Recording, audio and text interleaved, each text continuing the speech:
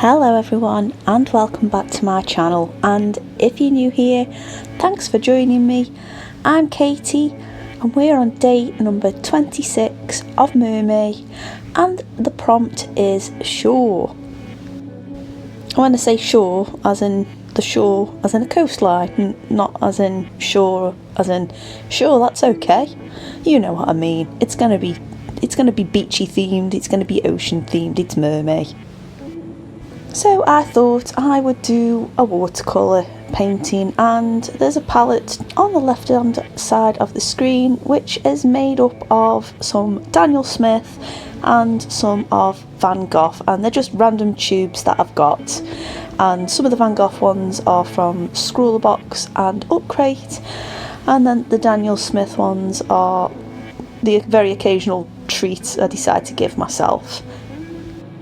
I used some granulating colours from Daniel Smith, so we have Lunar Blue in there as well as the Cascade Green, and I really like how the particles break apart. I think I might have used Lunar Black as well, but only a tiny smidgen of it. And then for the other blue tones, I believe there's a Phthalo Blue and Ultramarine, and I can't remember what the light blue is, but there's a few of each used on here, is what I'm trying to say. So let's talk about the situation that Finley and Claudia seem to have found themselves in today. Yes, it looks like their travelling fishbowl, their self-isolation station, has run ashore, and Finley is using, I'm going to assume as an oar, to push herself out of the sand. I thought this little setup would be quite a fun way to convey the little situation that they're ending up in, and obviously a mermaid needs to stay hydrated, so being caught up on the beach is the last thing she wants right now.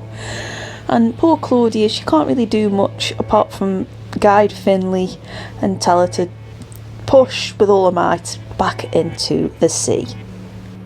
I started this off without outlining it first because I thought I might outline it with watercolours, but I actually decided to go around in a Micron pen.